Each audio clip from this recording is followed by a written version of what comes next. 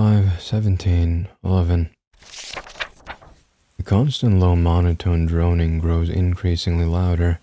Jeremy tosses and turns as his eyes creep open. "Hey, Beck," he says, still practically asleep. Beck begins to stir. "What?" "Do you hear it now?" Beck rolls her eyes in frustration. "Yes, Jeremy, I hear it. I've already told you I talked to Morgan about it. Apparently his fridge is messed up. He said he'd get it fixed later this month."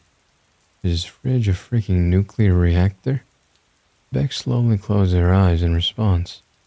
"Yes, now let's go to sleep. Unlike you, I have to work in 4 hours." Beck pulls the covers over her eyes, ending the conversation. Jeremy rolls over onto his back and stares a hole into the apartment above. The droning continues through the night. It never wavers. Constant. The sound of Beck's alarm clock rattles for what feels like hours, almost matching the pitch of the busted-up fridge next door. Jeremy throws himself out of bed and puts his slippers on. He snoozes the alarm and shakes Beck enough to wake her up. I'm up. Jeremy shuffles to the kitchen and swings the fridge open, then, grabbing a half carton of milk, downing the rest of the remaining liquid. Beck walks in with her maroon suit hanging off of her shoulder. "Big case today?" Not really, mostly just paperwork. But I'd give this nice suit a little use, though. Cool. He looks over his shoulder at the wall, separating his and Morgan's apartment. "I think I might go talk to Morgan, look at his fridge or something." I'll leave the poor hick alone. Your constant ramblings keep me up more than the damn fridge. Okay, I'll refrain. Well, I'd better get going. Beck grabs her keys in a hurry and hugs Jeremy. I'm hanging out with Rebecca after I close this case, so I'll probably be home late. Sounds good. I love you. Good luck on the case. You too. Beck quickly closes the door. Immediately, almost as if on cue, the constant droning ceases. Jeremy sighs, exhausted. Thank God. He then plops on the couch as his eyes flutter shut. After a peaceful 3 hours, the hum begins. Jeremy jolts awake. "For the love of God, Morgan." Jeremy swings his apartment door open and gives 217, Morgan's room, a thunderous knock. "Hey, Morgan, it's Jeremy. Can we talk for a few?" 217's door creaks open, revealing a landfill of an apartment, and in front of it an old man looking to be in his mid-60s. Morgan blows cigarette smoke through his numerous missing teeth that complemented his scraggly beard. "Fuck you want?" Morgan put the cigarette back between his lips. "When did you say you were going to fix that fridge? I can't stand the noise." "I already fixed it. Unplugged her this morning." Jeremy contorts his face, confused. "I can hear it right now. Don't bullshit me." Jeremy raised his voice. "I don't know what you accusing me of, but my fridge quiet as a damn mouse." "Real fucking funny. You have nothing better to do, you troglodyte?" "Get a fucking job, Jeremy." Morgan shuts the door. Jeremy felt a wave of relief as the smell of tobacco escaped his nose. He then storms back to his own apartment. 216's door opens gently. Jeremy's blood run cold. His eyes widen unnaturally. There it was. The fridge in the center of Jeremy's room, shaking and humming violently, growing louder by the second, wafting the smell of rotten meat in his apartment. Without a moment's hesitation, Jeremy beelined to room 217. His fist pounds on the door. "Real fucking funny, Morgan. Get your fridge out of my damn apartment." Morgan's voice is muffled by the door. "You got anything better to do, you damn pansy?" Morgan wedges open his door. "I've been trying to cut you some slack since I know you ain't the smartest tool in the shed. But whatever problems you got going on in your marriage, I don't got the answers. So leave me out of it." Jeremy scowls with a hint of confusion. That's not even how you used... What the hell? Don't play dumb with me, you cigarette-smoking hick. He waved Morgan to follow him to 216. And what the hell is that horrendous smell? Jeremy stretches an arm out, motioning to the center of his room. Dread rushed into his body like water to an empty glass. There was no fridge. There was no sound. The silence was deafening beyond human comprehension. "Looks like the two lesbians who live here don't know how to decorate." Morgan flicks his cigarette butt on the ground. "Last warning, big man. Bother me again, I will be forced to complain to Jeff. Jeremy's hand loses the fight with gravity and joins him by his side. What? How did you... As Morgan walks back to 217, he mutters, "Poor Big." The sound of 217's door shutting bounced off the walls of Jeremy's ears, echoing back to him. He whispers to the apartment in front of him. It was here, in this room. It was here. Jeremy searches the whole house for any possible entries or intruders for most of the remaining hours in the day. Jeremy has collected himself for the most part, but still a little shaken up. 216's knob jiggles as Beck enters the apartment. An exasperated sigh escapes Beck's mouth. Go to law school, they said. It'll be fun, they said. Beck says defeated. Jeremy enters from the bedroom. Hey, Beck, can we talk? Sure, but if it has anything to do with Morgan or the fridge, get comfy on the couch because you'll be sleeping there. Beck, please listen. Beck's face takes a more serious tone. What is it? Morgan is messing with me. He put his... Jeremy, can I please have this one moment of peace? You can't keep doing this.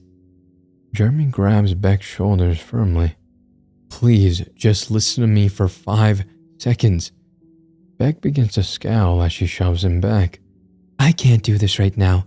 I'm gonna go stay with my parents for a couple days, look for a job, and work on yourself. Beck storms to the bedroom and starts collecting her stuff. What a shame. No condescending bitch in the house for a few days. Jeremy whips his body to the wall, separating his apartment and Morgan's. You hear that, Morgan? Give my compliments to the fridge, fat fuck. Beck rushes to the door. Do better. Beck quickly closes the door. 5:21:11. The noise had to have found a new apartment's doorman. Droning has not appeared since the 17th. After Beck's departure, Jeremy has had trouble sleeping, waking up from 2 to 5 p.m. most days. Jeremy's unmotivated eyes stared into the pixels on his screen, the time reading 3:22 a.m., and the photo of him and Beck on their wedding day began to stare back at him, his eyes slightly wet. Jeremy felt a slight lump grow in his throat, so he rose to go get a glass of water. Jeremy staggers into the living room. He grabs a glass and fills it with filtered water from his fridge. The glass is brought to Jeremy's lips. The glass slips slightly from Jeremy's hand. He stabilizes himself and listens to where the knocking originated from. After a moment, he hears it again and pinpoints it to a spot on the wall separating 216 and 217. Jeremy, with a confused look on his face, puts the glass down and approaches the wall. Raised in volume, but without the dense silence of night, he'd probably not even notice it. Jeremy presses his ear up to the part of the wall the sound is emanating from. What the... It was now very audible, roughly as loud as someone having a conversation. Jeremy jumped backwards, the noise pounding against his eardrum because of how closely he leaned inward. Jeremy fell on his back towards the living room. Stop, whatever you are, please. Jeremy buried his head into his hands, covering his ears. Knock, knock. God, please make it stop. Jeremy wailed as he curled up in a ball. Then all was quiet. The silence of the night returned. Jeremy felt a wave of relief wash over him as he began to catch his breath. His eyes fell backwards towards the spot the knocks were echoing from. Horror filled every inch of his body. He would rather have the knocks last 1,000 years than to observe the sight that was unfolding in front of him for even a fleeting moment. A small part of the wall began to push out. The wall morphed like rubber. Something was trying to get into 216. Whatever it was in Morgan's apartment, and it was trying to destroy his very sanity. A small point in the wall stretched a foot from its original spot. It'll kill me. As the words fell out of Jeremy's mouth, the wall cracked open at breakneck speed. A small black tendril surrounded by dark ooze stretched roughly 2 feet from the wall. Fuck! Jeremy screamed. The tendril slithered back into 217, revealing the ruined apartment behind the hole. Jeremy's heart was in his skull. Jeremy screamed incoherently. He closed his eyes, looking for any sense of peace. His eyes fought him to stay closed as he attempted to reopen them. After finally winning the internal conflict, he saw it for the first time. A large red eye stared at him from 217. Jeremy mutters a little louder than a whisper. "What do you want from me?" Shock fills Jeremy's body. This creature was going to bring his end at any moment. The glaring silence is crushed by a voice. "What in tarnation is going on in there?" Morgan said in a tired yet stern voice from his bedroom. The eldritch eye sank below the hole instinctively. Jeremy blurted, "Get the hell out of there and call the police, Morgan. There is someone or something in your apartment." Morgan leaned up to the hole and let out a large sigh. "Now if I see your Johnson go through this, I'll have to introduce you to my 12 gauge. You hear?" Jeremy's face took an extremely serious tone. "This isn't a fucking joke. Get the fuck out of there now, Morgan." Morgan's eye now replaced the creature's in almost parody. "I'll take my chances, big man." Morgan snickers to himself. "Now, this is property damage, Jeremy. If I had no sense to me, I'd think you trying to get in my humble little apartment." Morgan lets out a half smile. "Let's say you, me, and Jeff have us a little chat tomorrow. How does that sound, champ?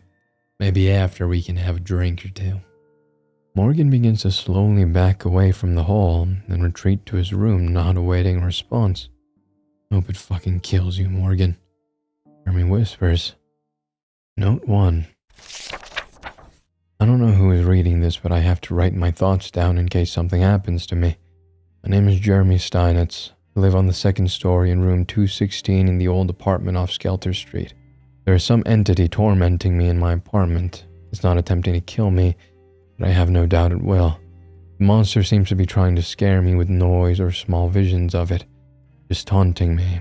My hypothesis is that it feeds off of fear, so it's trying to squeeze me dry of all the fear it can before taking my life.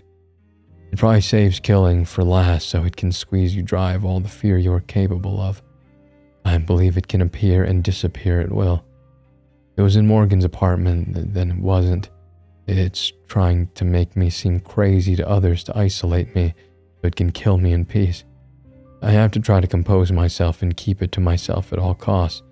If my theories are right, it shouldn't hurt or move on to anyone else till it's done with me. Otherwise, Morgan would be dealing with it too. Maybe the reasoning is if I had anyone who understood, I'd be less fearful and, by proxy, less tasty. I haven't had a good look at its appearance, but its skin is a weird, black, vicious sludge. Also, having huge red pools for eyes. The hue of its huge eyes are akin to blood. When you look into them, the only thing staring back at you is dread beyond human comprehension. It's like watching an indescribable evil unfold in front of you. Tomorrow I'll pretend that everything is okay when I talk to Morgan and Jeff. I'll apologize. I can't get kicked out of this apartment. I have to kill it here. It is real. It can be killed. I will kill it. I must. I won't let it hurt Beck any more than it already has. 5:21:11. Sunlight creeps through the living room window. Jeremy drifted off for a mere 20 minutes before his body jolted him awake. Jeremy let out a sigh. Let's get this over with already. Jeremy finds his footing and staggers his way to a standing position. 217's doorknob has never felt so cold. Fear. Fear was on the other side of the door, and Jeremy could feel it. Jeremy turns the knob and cracks the door. Momentum then slowly opens the door the rest of the way. Then Jeremy's eyes fell upon it. The beast writhed and shook before him, almost imitating the fridge from days prior. The red pools for eyes filled with rage, its mouth gaped open with rows and rows of teeth. The black ooze that draped over its body wiggling up and down its 7-foot-tall skeleton. Jeremy became lightheaded, his body freezing at the sight. Hello? Jeremy dreaded every syllable that left his mouth. The creature stepped towards him. He tried to move, but his body revolted. The monster's mouth opens wider. A low droning escapes its nightmarish body. Rage bubbles up in Jeremy. Fucking bastard, leave me alone. Jeremy walked a little further into the ruined apartment. Almost all his fear felt as if it had been converted to anger. The figure lunges toward him, baring its impossibly sharp teeth. Its fingers stretch out and become the aforeseen tendrils, just as terrifying as they were the night prior. The tendrils wrapped around Jeremy's torso and legs, the eldritch horror pinning him to the wall. It begins to crack, almost breaking by sheer force. Jeremy winds back his fist and drives it into the large creature's snout. The monster writhed as it moaned. Jeremy's vision began to blur. In desperation, he began to flail his arms, grasping for anything he could get his hands on. His hands then scraped against deer antlers mounted on his top right. Jeremy's head felt like it could explode. His consciousness began to fade, then instinctively, Jeremy's fingers wrapped around the base of the antlers above him. The antlers sliced through the air, cutting through the figure's jaw, sprouting out of its mouth. The pools in its head began to dim as if it were a robot losing power. The monster's grip loosened, it stumbled backwards and let out a wet gurgle. Its side clashes with the hardwood floor. Jeremy tried to catch his breath and collect himself, but the deceased entity's cold, dead eyes gazed upon him. That's when the melting started. It began to melt into the floorboards. Jeremy began to scramble as he hyperventilated. He tried to speak, but only silence could escape his mouth. The figure seeped into the floorboards, its eyes fluid now, seeping into the cracks. It was gone, like it had never even been there. Jeremy stared in silence where the monster had once been. After what felt like a decade, he was able to find his way back to his small apartment. Peace rushed over Jeremy. The monster was no more. He would not be subjected to torment any longer. Beck was safe. He then got some long, overdue sleep, only to be interrupted by a polite knock on the door. Jeremy slowly sits up, much more relaxed than days prior. "Coming," Jeremy says in a defeated tone. After opening the door, Jeremy's eyes were filled with the wonderful woman he married a year ago. Beck shot him a half-smile. Sorry if I'm interrupting your classic 4:23 evening nap, Beck said jokingly. "Busy schedule, but I think I can fit you in." Jeremy gestured into the apartment. "Note 2. Hello. If you're reading this, then you must have read my other note. This will very likely be my final note. I've killed the beast, or whatever that thing was. I will most likely be taking this experience to my grave. It writhed and shook before me, and I murdered it in Morgan's apartment. I still haven't spoken with him yet about the hole in the wall, but I did fix it with some plaster I got from Home Depot. His apartment has been eerily quiet since I made the hole. I hope I didn't piss him off too bad. Usually I hear him and some broad he picked up off the street or his busted-up TV due to the extremely thin walls. The exception being last night, it sounded like 5-7 people rummaging around in there. Hope the stupid hick got robbed. Nonetheless, silence has been appreciated. I've been job hunting mostly, trying to put this engineering degree to work. After my multiple encounters with a supernatural entity, I've been a bit shaken up, but I think my bearings have returned. With Beck here, everything feels like it'll be alright, but just in case, I bought myself a shotgun from a local gun store. This is Jeremy Steinitz, signing off. 5/23/11. With Beck's return, life had once more been breathed into the apartment. Jeremy clicked through advertisements for future jobs. As the blue light from his laptop digs into his eyes, he's interrupted by a thud from his front door. I'll get it.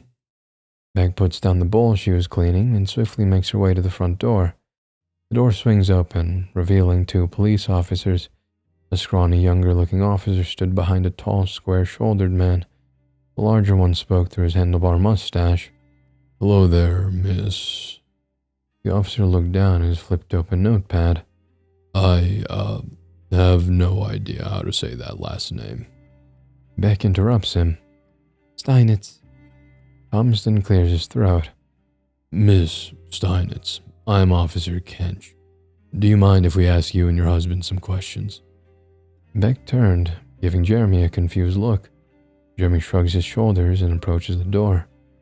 "Seems fine enough. What's up, officers?" Jeremy said casually. Thomaston readjusted his eyes to Beck. "Miss Steinitz, would you mind following Officer Higley to chat with him separately?" Thomas gestured to his right. I guess that's fine. Beck stated in an obviously uncomfortable tone.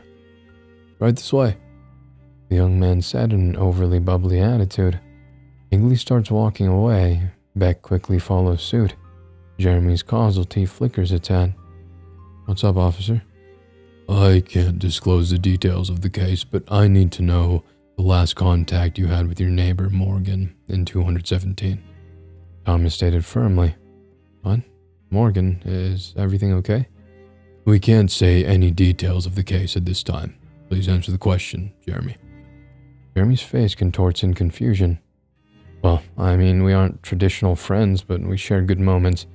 He is a bitter old man, yet he knows the right things to say at the right times, Jeremy said sincerely. Thomas's brow tightens and he thinks. Well, your landlord, Jeff, tells me y'all weren't too fond of each other. Thomas said inquisitively. Jeremy's face melts to a softer tone. We definitely had arguments. We definitely had disagreements, but him and Beck were some of the only people that truly comforted me during my mother's passing last spring. Any disagreements as of recent that have upset you or Beck in any way? Jeremy's head filled with their interactions that took place days prior. No. Thomas looks down and writes something on his notepad. Interesting. I think that's about it for now, but might we ask you to come to the station for a testimony someday soon? Jeremy waited with bated breath for Beck's return to the second floor. Yeah, sounds fine, Jeremy said, obviously disinterested. Well, I'll go get your... Thomas is interrupted by the ring of the elevator. Its door has disappeared into the walls. Higley and Beck stepped out. Beck's nervous expression told Jeremy she had received the same conversation.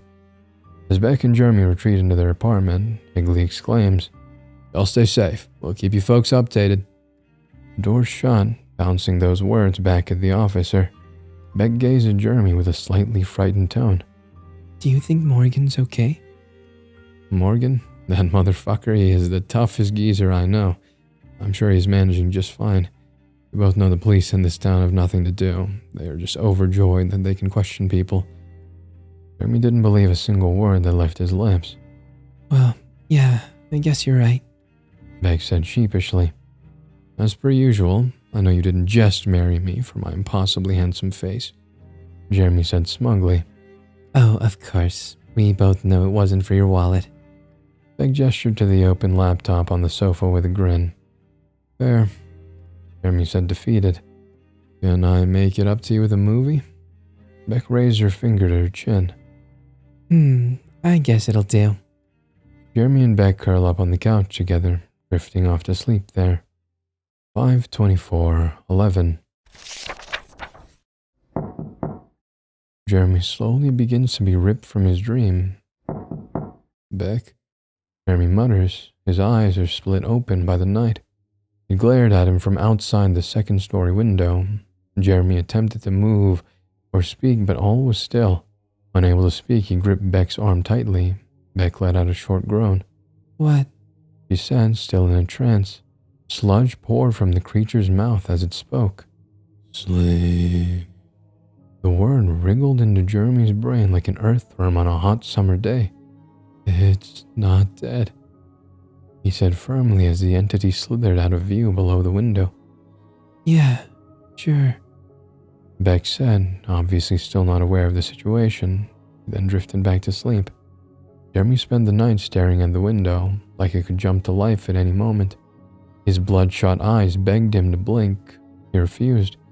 Beck's alarm began to blare. Jeremy didn't lose focus. Beck rolled off the couch with a thud. Jeremy hardly noticed. Fuck. Beck moaned as she snoozed her alarm. Beck started to gain her bearings as she stood up. Couldn't sleep? Jeremy raised his thumb to his mouth and slightly bit down. Yeah, something like that. Are you okay, hon? I'm fine. Beck began to get ready and shouted at him from their bedroom. Are you sure you're alright? Never better. Jeremy bit down harder on his thumb as he continued to stare lasers into the window. Beck entered the room. I'll be back early today. I hope you start feeling better. Beck rushed to the door. Yes, Jeremy stated. He could barely process the shutting of the door. As sleep began to wrap its tendrils around his head, he bit harder on his thumb. He could taste the blood on his thumb, yet the sleep's tug did not falter. The bone began to crack as his jaw tightened. He sat this way for many hours, thinking, before writing another note. Note 3. It's back. It survived. I have to shoot it. Stabbing it in the jaw was no good. I'm so foolish. I'm sorry if my writing is not as legible as it normally is because my thumb is injured. It's back. It survived. I have to shoot it. Stabbing it in the jaw was no good. I'm so foolish. I'm sorry if my writing is not as legible as it normally is because my thumb is injured. Back. It survived. I have to shoot it. Stabbing it in the jaw was no good. I'm so full. I'm sorry if my writing is not as legible. Yeah, my thumb is back. I'll shoot it in the head. Love me. Beck unlocks the door to 216 and gently shoves it open. Jeremy before her slumped on the ground, asleep. Beck approaches the mass on the floor. Jay, you okay? His eyelids stayed shut, but Beck could see his eyes rolling in their sockets. Jeremy groaned as Beck helped him to his feet. Like, Jeremy muttered. Let's get you to bed, hon. Jeremy's body felt lifeless as it fell to the bed. Sleep crept to him at last. 5:25, 11. Jeremy jolted awake in a frenzy. Sweat dripped from his brow and he frantically looked around in the dead of night. The room was pitch black except the dim light from the living room. While he attempted to get his wits to him, he saw something whisk past the door. A tall, black figure. Jeremy grabbed the gun next to his nightstand and went for the door. Beck, where are you? He shouted. Jeremy turned the corner where the beast had gone and began to raise his gun. What the hell? Beck said, dropping the freshly dried clothes. He aimed the gun away from his wife. I thought I saw something. Beck's face melted slightly. Jay, you're not well, she said softly. Jeremy scrambled to explain. Why? Please, let me help you. I can't help you if you don't let me. Beck gently grabs his hand. Okay, let's get back to bed and talk about this after I work tomorrow. Okay. Beck led him to the bedroom and they both returned to sleep. Jeremy slept most of the day, waking up around 3. He began to write all his thoughts down. They're practically illegible.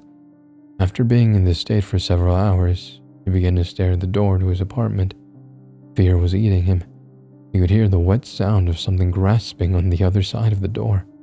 Jeremy retreated to his room for a moment to retrieve the gun. The door then let out a slight knock. I know what you are. The knock bleeds into a pounding. The door hinges scream, bending to the hits. Leave me alone. Jeremy's hands tremble with the shotgun in his hands. The door is silent, and a moment later, it gently swings open. The monster's mouth fell, gaped open as a droning pierced through the silence. I'll fucking kill you. His trembling stops, his finger resting firmly on the trigger. It slowly trudged towards him, the entity's eyes slightly wet.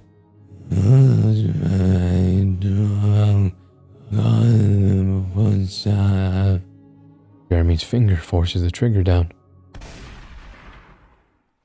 Friends is a fine show, but not even close to the brilliance of The Office.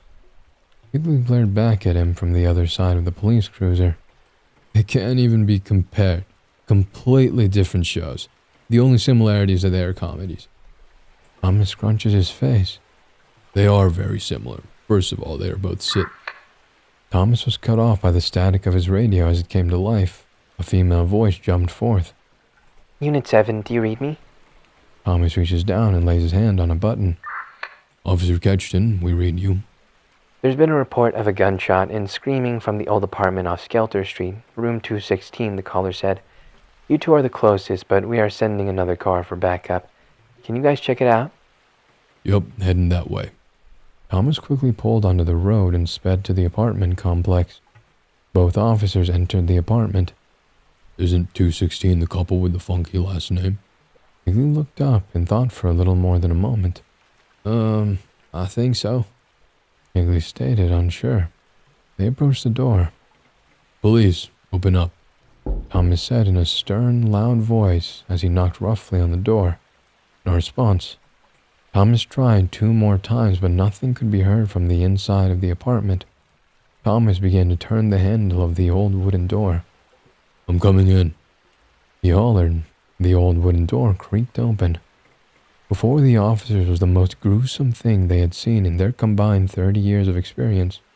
Jeremy stood over his wife with a shotgun dangling on his side. She was on her knees with her head flowered open like a blooming rose. Blood and brain matter surrounded Jeremy and the surrounding furniture.